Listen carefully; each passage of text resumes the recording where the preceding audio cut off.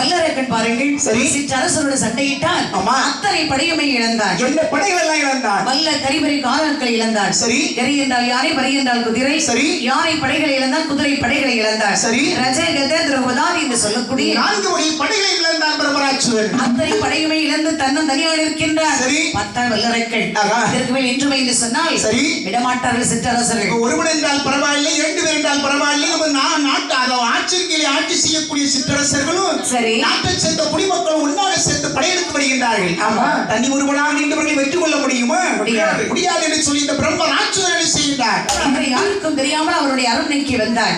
அங்கே வந்த சுரங்கப்பாதை வழியாகவே காகவே கண்டறியாத கல்லைப்பட வனத்தில் வந்தார். சபாஷ்.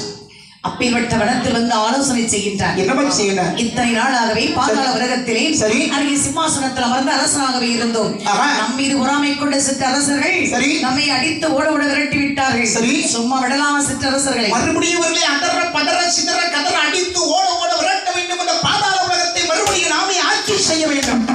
மறுபடியும் அந்த அரிய சிம்மாசனத்தை அமர வேண்டும் என்று சொன்னால் சரி. இந்த உலகத்திலே ஆமா. பெரிது என்ன சிறிது என்று உடனே கண்டுபிடிக்க வேண்டும். சரி. பெரிது பெரிது புவனமே பெரிது. புவனமோ நான்முகன் படைப்பு. நான்முகன் கரியமால் உண்டி உதித்தோர். கரியமாலும் அலைகடலித்து என்று அலைகடலோ ஒரு குறு முடிவரின் உள்ளம் கையில் அடக்கம். ஒரு முனியோ கும்ப கலசத்தில் பிறந்தவர். கும்ப கலசமோ இந்த பூமியிலே ஒரு முடி மண். இந்த புவியோ ஆதி சேடன் ஒருதலை பாரு. ஆதி சீடனோ அம்மை உமையவளுக்கு ஒருதல் கிடையாது. அம்மை உமையவளோ சிவனுக்குள் ஒடுக்க அந்த சிவனோ தொண்டருக்குள் ஒடுக்க தொண்டரன் பெருமையை சொல்லுவோம் கூடுவோம். சபாஷ். நவத்தை செய்தால் சிவத்தை காணலாம், சிவத்தை கண்டால் வரத்தை வாங்கலாம், மரத்தை வாங்கினால் இந்த அகில உலகத்தையும் நாமே அடக்கி ஆட்சி செய்யலாம். இந்த உலகத்தில் பெரியது தவம்தான் பெரியது. தவம் என்று சொன்னால் 3 வேளை நல்ல மூக்கு முட்டு சாப்பிடணும். பேசாம படு தூங்கணும்னு வச்சுக்க எந்த ஒரு எண்ணமும் தன்னுடைய உள்ளத்துல இருக்காது. பேசாம இறைவனை மட்டும் நினைச்சு தூங்கிட்டே இருக்கும். ஆமா, எப்படி படிக்கலாமா? ஆமா, எப்படி அழப்பாரு அவர் தவம் என்று சொன்னால் சரி. ஒரு நேரம் சாப்பாடு, சரி. பச்சை சாப்பாடு, சரி. அது பாரு காலையில ஒரே உளைச்சலை.